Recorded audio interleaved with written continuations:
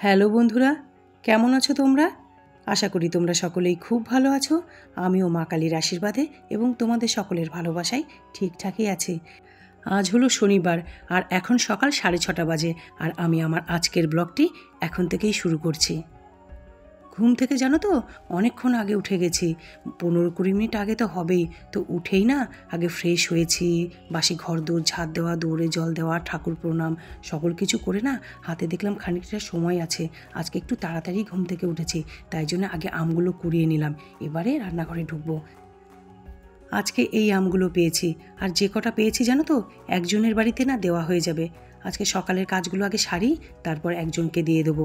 আশেপাশের কিছু বাড়ি থাকে তো তাদেরকে দিতে হয়, ওরাও আমাদেরকে দেয়। আর তারপর কিছু বন্ধু বান্ধব আছে, তাদেরকেও কটা করে আম দিতে হয়। তো একজন একজন করে জানো তো কমপ্লিট করতে হবে। আর এদিকে আমি সকালের জলখাবার তৈরি করা শুরুও করে দিয়েছি। আজকে সকালের জলখাবারে বানাবো ডাল পুরি আর তার সাথে শুকনো শুকনো করে একটা আলুর সবজি। আর যেহেতু সকালবেলা জলখাবারে ডালপুরি বানাবো আর সকালের পক্ষে ডালপুরি বানানোটা একটু ঝামেলা বলতে অনেকটা সময় লাগে, তাই জন্যই জানো তো আজকে এতটা তাড়াতাড়ি ঘুম থেকে উঠেছি। নইলে মোটামুটি 6:30 পৌনে 7টার সময় ঘুম থেকে উঠলেও হয়ে যায়, কিন্তু আজকে একদম 6:15টায় ঘুম থেকে উঠে গেছি। ওদিকে তো আমি আলুর সবজিটা বসিয়ে দিয়েছি আর এদিকে আমি ডালের পুরটা তৈরি করছি পুরির জন্যে। আর আলুর সবজিটা না সর্ষের তেলের মধ্যে 5 ফোড়ন দিয়েছি আর তারপর আগে থেকে হালকা সিদ্ধ করা আলু দিয়ে দিয়েছি তাতে। তারপর পরিমাণ মতো নুন আর হলুদ দিয়ে নেড়েচেড়ে ঢাকা দিয়ে দিয়েছিলাম।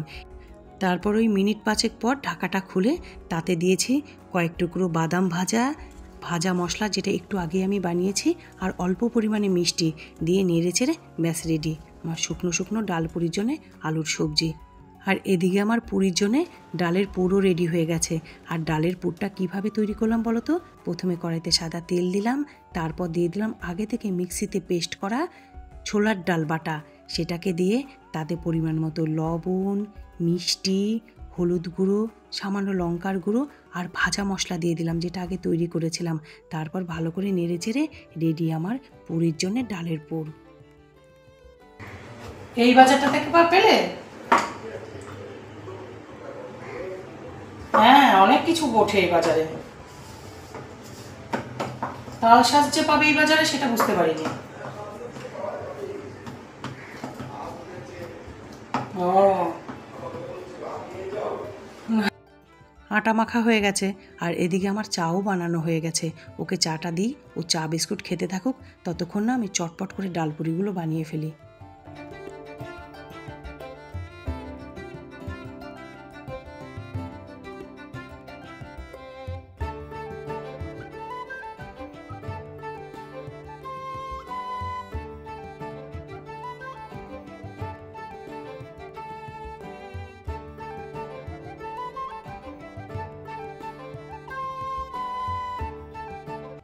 আর দেখো আমি ডালপুরিতে কোথা থেকে তেল দিচ্ছি? তেলের প্যাকেট থেকে। কেন বলো তো? গতকালই তো তেলের জার দুটো ধুলাম, এবারে কি হয়েছে আমার ওই তেলের জার দুটো আর কি 850 করে, আর প্যাকেটে তো থাকে 900 গ্রাম করে তেল, তো 50 গ্রাম তেল না প্যাকেটে থেকে যায়। তো যেদিন আমি তেলের প্যাকেট নতুন কাটি সেদিনের 1-2 দিন না আমি আগে ওই প্যাকেটের তেলটা ব্যবহার করি, তারপর বোতলের তেল ইউজ করি। আর এদিকে দেখো আমার জলখাবার রেডি হয়ে গেছে, বরকে খেতেও দিয়ে দিলাম। প্রথমে একটা ভেজেই জানো তো ওকে আগে খেতে দিয়ে নিলাম, ওর তো দেরি হচ্ছে না, আমি ঘড়ি দেখছি আর আজকে জলখাবার বানাচ্ছি। তারপর এই যে ভাজবো আর ওকে দেবো। যদিও দুটো খায়, দুটোর বেশি খায় না, তবুও খুব ভাল লাগলে হয়তো 3টে গরম গরম খেয়েও নিতে পারে, তার বেশিও একটাও খাবে না। এখন ওই 9:45 মতো বাজে, বা 9টা বাজতে 10 মিনিট বাকি। আমার জলখাবারের পর্ব মিটল, বর এখন যাচ্ছে অফিসে। ভাগ্যিস জানো তো 15-20 মিনিট বেড়েছে সময়, আগে কদিন না 8:30টায় যাচ্ছিল। আর আমার যে কি তাড়াহুড়ো লেগে যেত না সকালবেলা জলখাবার বানাতে, এখন তবুও তো কিছুটা সময় হাতে পেয়েছি।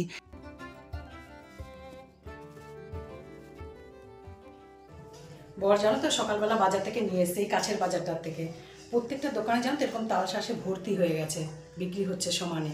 খুব ভালো লাগে খেতে। এখন ফ্রিজে উঠিয়ে রাখবো, এখন সময় নেই, কারণ এখন ব্রেকফাস্ট করব।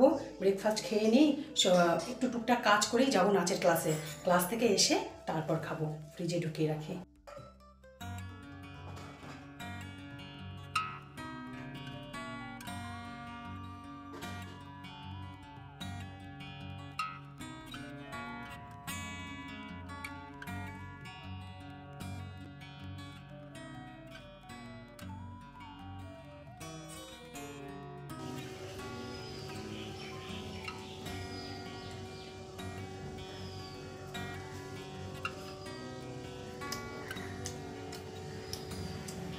খুব ভালো হচ্ছে ডালপুরি। আর এটাকে একদম পাতলা পাতলা করেছি, আর একটু ফাটেনি, একদম গোল গোল এক ফোঁটা ফাটেনি, রুটির মতো পাতলা। দেখো, আর তোমাদের কাছ থেকে দেখাচ্ছি ভেতরের লেয়ারটাও কি সুন্দর হয়েছে। এই দেখো ভেতরের লেয়ারটা দেখো, পুরো ডালে ভর্তি, পুরে আর কি, ডালের পুরে। আর না একটু ফেটেছে, না একটু কোথাও ছিঁড়েছে, আর একদম পাতলা পাতলা। দেখো বড় মশাই না আবার পাতলা পাতলা ডালপুরি খেতে খুব ভালোবাসে, ও মোটা পছন্দ করে না। ডালপুরি আলু পরোটা সাধারণত একটু মোটা হয় না, ও ভালোবাসে না, ওকে এরকম পাতলা পাতলা রুটির মতো করে দিতে হবে। একটু খাবে, কিন্তু তার প্যাকনা যদি দেখো, বাপরে বাপ। খাবারটা খেয়েই চটপট রেডি হয়ে এবার চললাম নাচের ক্লাসে রঞ্জনাদির বাড়িতে। এই সকালের দিকটা না রোজ রোজ বেরোনো একটু অসুবিধাই হয়, কিন্তু কিচ্ছু করার নেই। কিছু পেতে গেলে বা কিছু করতে গেলে পরিশ্রম তো বলো করতেই হবে। পরিশ্রমের বিকল্প আর কিছু হয় না, আর পরিশ্রম ছাড়াও কিছু হয় না। এখন এই মুহূর্তে আমি বেশ খানিকক্ষণ আগেই না নাচের ক্লাস থেকে চলে এসেছি। আসার পরে চুমকি দিয়ে এলো, চুমকি দিয়ে এসে তার কাজকর্ম সব করে গেল। আর এখন আমি উপরে চলে এসেছি। এই যে আগের দিনের কাঁচা জামা কাপড়গুলো অগোছালো করে ফেলা ছিল, তো সেগুলো গুছিয়ে জায়গা জিনিস জায়গায় রেখে ওই ঘর দৌড়টা আর কি রোজকার যেটা একটু পরিপাটি একটু টান টান করা, সেটাই করে দেবো।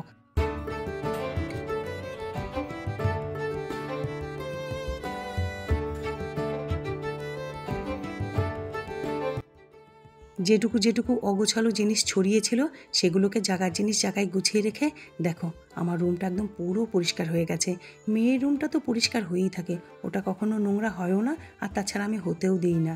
এবারে নিচে চলে এসেছি, নিচেও জানো তো সেম কাজ। যেটুকু এদিক ওদিক অগোছালো জিনিস ছড়িয়ে ছিটিয়ে রয়েছে সেগুলোকে উঠিয়ে টুঠিয়ে পরিষ্কার করে এই যে দেখো আমি ব্যাগ থেকে আম বাচ্ছি, ভালো ভালো আম এই ঝুড়িটাতে নিচ্ছি। পাশের বাড়ির বৌদিকে এই দেখো এই এক ঝুড়ি আম দিলাম। কি বলো তো, আমগুলো তো কাঁচা পেরে রেখেছিলাম, এবারে পাকার অপেক্ষায় ছিলাম। একটু না পাকলে কি পুরো কাঁচা আম দেওয়া যায় বলো? তাই এখন পেকে উঠেছে, বেশ ডাসা ডাসা হয়েছে, এই যে বৌদিদের দিয়ে দিলাম। মাথায় একটু তেল দেবো, জানো তো কতদিন মাথায় তেল দেওয়া হয় না। সেই যে মাথায় যেদিন মেহেন্দি পাতা দিয়েছিলাম সেই দিন শুধু তেল দিয়েছিলাম। মাথাটা পুরো ধরে আছে আর গরম হয়ে আছে।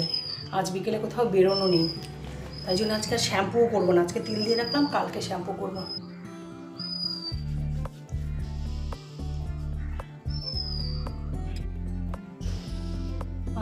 কি আরাম লাগছে তেল দিয়ে, জানো তো। বেশ আমার মেয়ে যদি এখানে থাকতো না, এখন এরকম ধপ ধপ করে মাথা এত সুন্দর ম্যাসেজ করতে পারে না ও।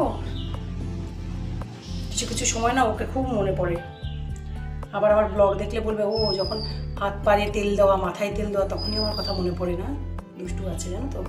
এবার কী করবো বলো তো, এবার রান্নাঘরটা পুরো অগোছালো হয়ে আছে, আর কিছু না কাজ করতে ইচ্ছে করছে না এখন, কিন্তু কিছু করার নেই, করতে তো হবে।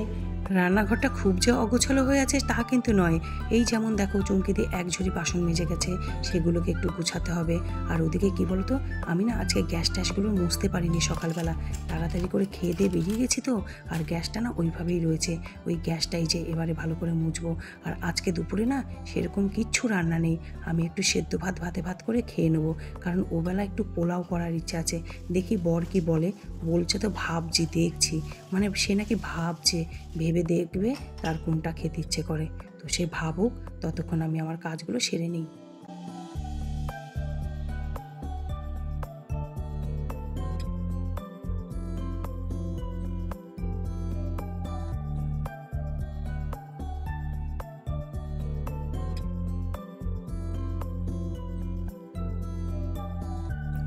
পুরো রান্নাঘরটা পরিষ্কার করে নিয়েছি একদম সুন্দর করে, একটু সাবান দিয়েও আজকে করলাম। তবে হ্যাঁ, ডিপ ক্লিনিং করিনি, কারণ কিছুদিন আগেই তো করেছি, তো ওগুলো পরিষ্কারই আছে। উপর যা কিছু আছে সেগুলো একদম সাবান দিয়ে ভালো করে পরিষ্কার করে নিলাম।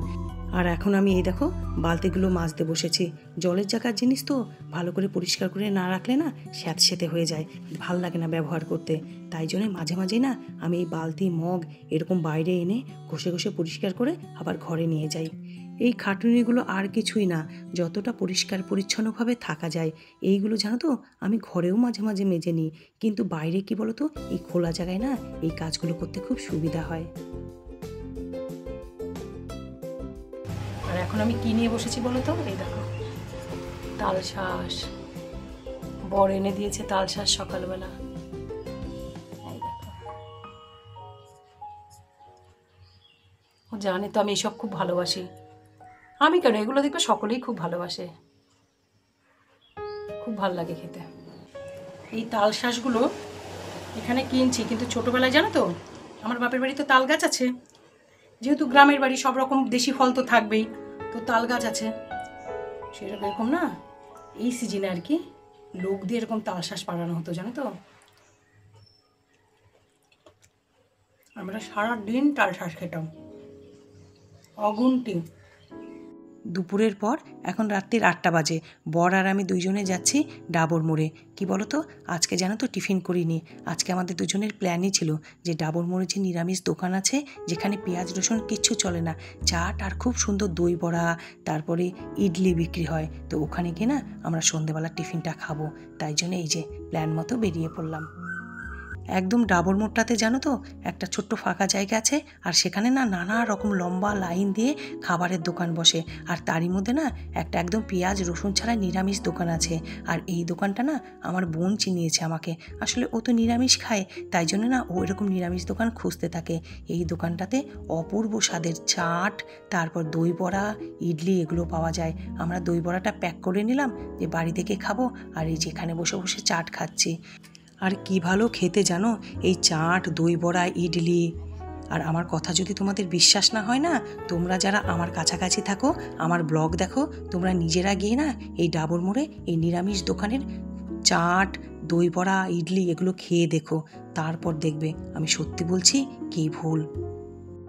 আমাদের খাওয়া দাওয়া কমপ্লিট হয়ে গেছে, আর দোকানদারকে বলে এসেছি আবার আসবো খেতে, খুব ভাল লেগেছে। এবারে একটু ফলের দোকানে এলাম, কলা ছিল না, একদম কলা শেষ হয়ে গেছিলো, তাই 1 ডজন কলা নিলাম, আর তারপর দুজনে আবার বাড়ি ফিরে এলাম। আর আমি আমার আজকের ব্লগ এখানেই শেষ করছি বন্ধুরা। তোমরা সকলে ভালো থেকো, সুস্থ থেকো, সবসময় হাসি খুশি থেকো, পজিটিভ থেকো। আর আমার ব্লগটি যদি তোমাদের ভালো লাগে তাহলে একটি লাইক করে দিও, শেয়ার করে দিও, আর প্লিজ সাবস্ক্রাইব করে দিও।